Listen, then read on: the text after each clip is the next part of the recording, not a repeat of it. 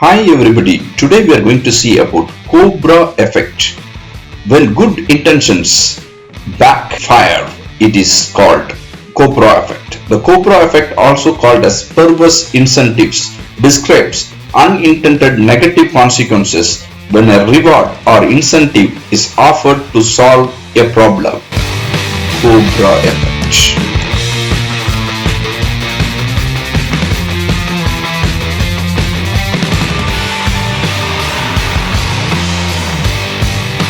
The Cobra effect is the most evident form of perverse incentive because it unwittingly rewards individuals for aggravating the situation. The phrase is used to demonstrate how improper political and economic stimulation can have unforeseen results. Horst Siebert, an economist, first used the phrase Cobra effect to describe an incident that happened in India under British rule. Concerned about the quantity of poisonous cobras in Delhi, the British administration paid a reward for each one of the snakes that was killed. This tactic was initially effective. Many snakes were exterminated for the benefit. But what happened? Eventually, business-minded individuals started breeding cobras to make money. This was brought to the government attention. The number of wild cobras expanded considerably after cobra breeders released their now worthless snakes into the wild. This incident is frequently used as an illustration of Goodhart's law. This is called the Cobra effect. Great Hanoi rat slaughter. In 1902, the Great Hanoi rat slaughter took place in Hanoi, Vietnam, then known as French Indochina, when the French colonial administration established a bounty program that offered a prize for each rat killed. They would have to submit the rat's severed tail in order to claim the bounty. But what happened? Colonial officials started spotting rats without tail. The public, to generate additional rats. The Vietnamese rat catchers would trap the rodents, amputate their tails, and then release the rats back into the sewers. This is one example of Cobra effect. The US Army installation of Fort Benning in Georgia gave hunters a $40 prize for each pig tail they brought in because of problem with feral pigs. However, as was to be expected, people started buying pig tails at wholesale prices from the butchers and slaughterhouses and then selling them to the army at the higher bounty price. In order to finance the construction of first transcontinental railroad in 1860s, the US Congress decided to pay contractors per mile of completed track. You can see in this map, the railroad has to be constructed, but Thomas C. Durant of Union Pacific Railroad lengthened a section of the route, forming a bow shape, unnecessarily adding miles of track. He is Thomas C. Durant. Between 1945 and 1960, the federal Canadian government paid orphanages 70 cents per day per orphan and paid psychiatric hospitals $2.25 per day. Duplessis orphans were a group of Canadian children who were confined in psychiatric facilities in the 1940s and 1950s after the Quebec provincial government wrongly certified them as mentally ill. Many of these kids were purposefully misclassified in order to receive greater federal funds. Maurice Duplessis, who served as a premier of Quebec for 5 non-consecutive terms between 1936 and 1959, due to the controversy surrounding Duplessis, particularly the corruption and abuse involving the Duplessis offense. His period as premier is often commonly referred to as La Grande Noirceur, the Great Darkness, by his critics. Local Japanese people used to receive payment from the 20th century paleontologist G.H.R. von Koenigswald for a piece of a hominian skull they produced. Later he learned that the individuals had been dismantling entire skull into smaller fragments in order to maximize their compensation. Gustav Heinrich Rolf was a German-Dutch paleontologist and geologist who conducted research on hominins including Homo erectus. His discoveries and studies of hominid fossils in Java and his studies of other important fossils of Southeastern Asia firmly established his reputation as one of the leading figures of 20th century paleoanthropology. In 2002, British officials in Afghanistan made $700 per acre offer to Afghan poppy farmers in exchange for destroying their crops. As a result, Afghan farmers went on a poppy planting frenzy in an effort to maximize their chances of receiving payments from the Cash for Poppies programs. Before banning the plants, some farmers gathered the sap, earning 2 payments for the same product. Wells Fargo introduced and implemented unduly aggressive sales goals in the year 2016 with the intention of increasing the number of accounts sold. As a result, some of the employees started opening a lot of unlawful accounts since they were afraid of losing their jobs if these goals weren't met.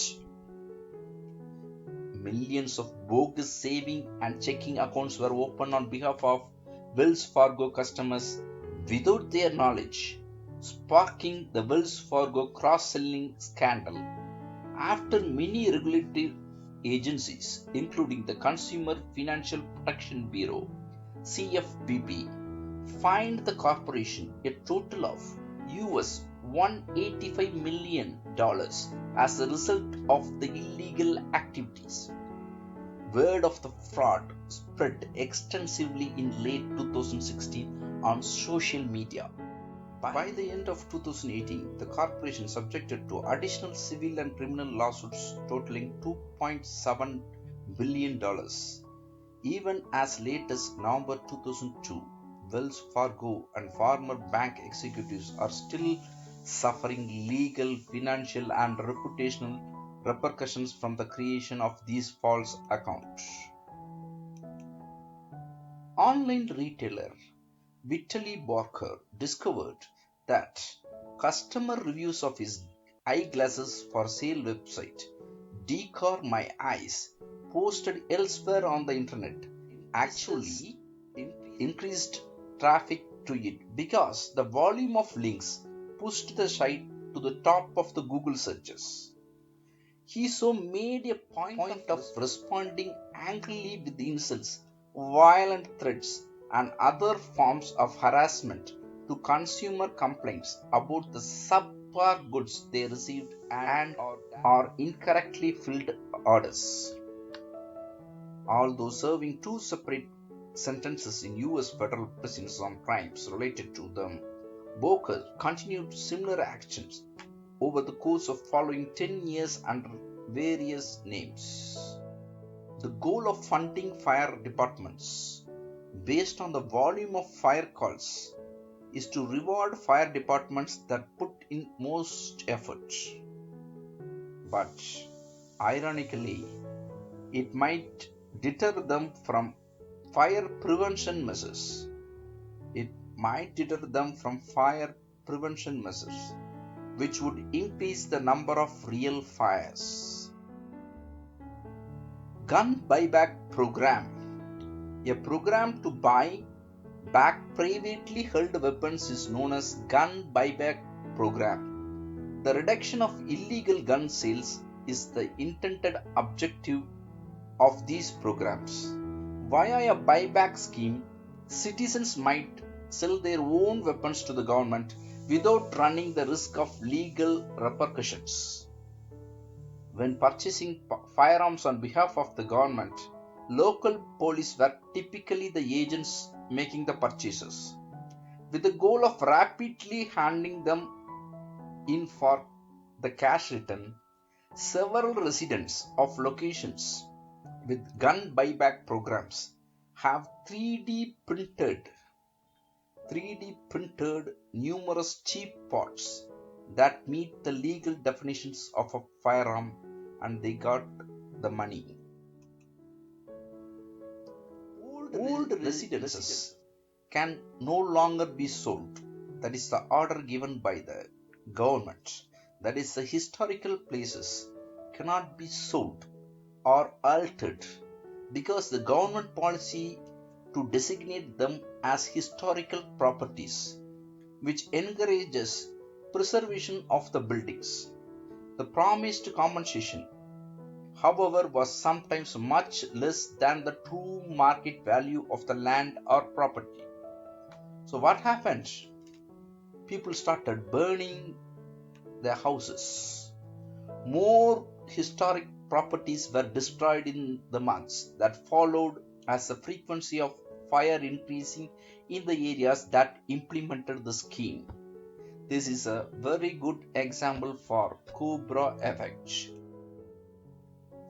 The Foster Act of 2021 in the United States was designed to help people who have a sesame allergy. So, to avoid the substance by requiring that foods containing it be labeled. However, because of strict guidelines for preventing cross-contamination, many businesses choose to add sesame to their products and label it as an ingredient, which reduces the number of sesame-free products available, and also it increased the risk of an allergic reaction occurring for consumers. In the late 1700s and early 1800s, private corporations were paid to transport captives and convicts from the UK to Australia. The initial payment schedule was determined by the quantity of inmates boarding ships in the UK, that is the United Kingdom. Since there was no motivation to transport alive inmates to Australia, many of them perished during the journey as a result of overcrowding, a lack of food and water, unsanitary and unsafe conditions, untreated illness, etc. Later, the payment schedule was revised and based on the quantity of alive convicts transported to Australia. Results: few detainees passed away while they are transported. Now, there is a problem similar to the pollution problem in Delhi in India. The Delhi government followed odd-even policy. Similar to this, the government in Bogota and Colombia was in problem-solving mode. Due to high levels of pollution high levels of pollution in the city because of excessive traffic. The legislators came out with an excellent notion of lowering the number of vehicles on the road. They established a law to handle the problem. As bureaucrats are inclined to do, people could only drive on specific days of the week. The regulations in place restrict cars with an even number 0, 2, 4, 6, 8 at the end of their license plate from driving during rush hours on the even number days of the month. Vehicles with odd numbers 1, 3, 5, 7, 9 at the end of the license plate are restricted from driving on odd number days. Do you think the pollution would have come down? No. Many families, particularly those in which both the parents worked, found it to be problematic. They had to travel daily, yet they were law-abiding persons and did not want to break the law by carrying out a dubious act such as purchasing an unlawful license plate and replacing them. They just exploited a systematic legal flaw by purchasing more autos. In some cases, a single family may have up to 4 or 5 cars. There were more vehicles on the road, the pollution increased. Soda tax. In the fight against obesity, the city of Philadelphia in the USA imposed a soda tax nearly 2 years ago, imposing a $1 charge on normal 2-liter bottles of soft drink. Yet, neither there was a change towards any healthier alternative, nor did the indigenous reduce their calorie intake as a result of the levy on sugary drinks. Drinks covered under soda tax often include carbonated soft drinks, sports drinks, and energy drink.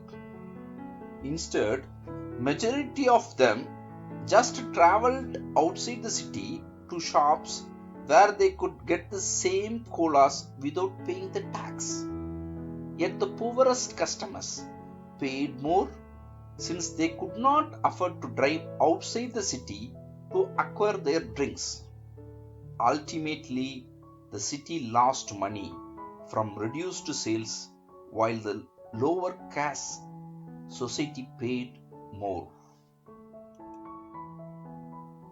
In 2017, Apple acknowledged that it was reducing the speed of older iPhones due to the battery's deterioration over time. In an act of contrition, it promised to reduce its $79 battery replacement charge to $29 in order to restore its damaged brand image and win back the consumers. But what happened? The Cobra effect happened. Due to the cheaper price, more consumers in 2018 choose to replace their batteries rather than upgrading to the newest iPhone models, which had an impact on the sales of brand new iPhones. Less people are purchasing new iPhones, which may now cost up to $1,449.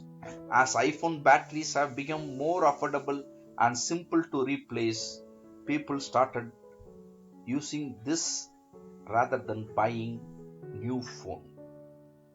According to a letter sent by CEO Tim Cook to investors on January 2nd of that year, Apple disclosed that it was anticipating $9 billion loss in revenue owing to weak iPhone demand, which is partially attributed to more customers replacing their batteries.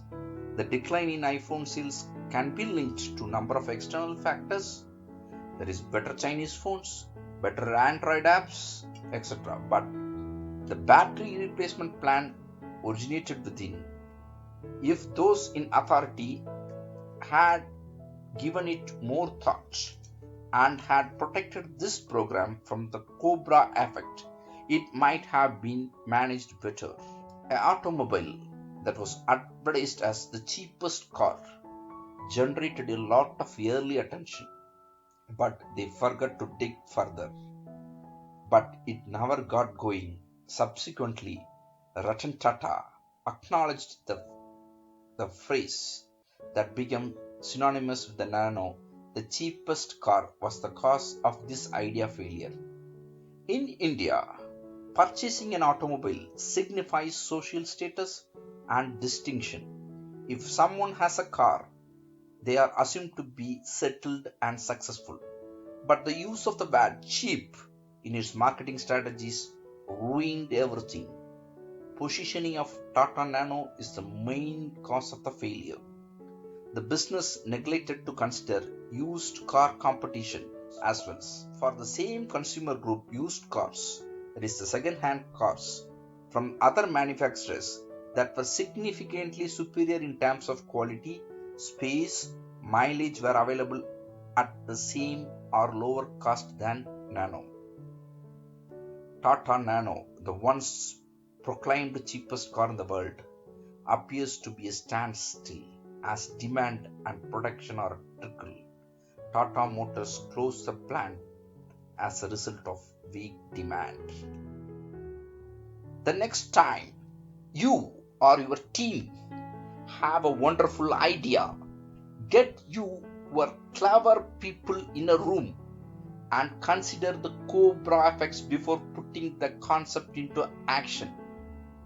Spend a few extra hours or days honing the idea before rushing to reveal it to reduce the negative effects. Don't implement when you are in awe of the genius of an unproven, attractive solution or idea. Instead, consider the Cobra effects first. For more videos like this, subscribe to our channel, EduCrawl.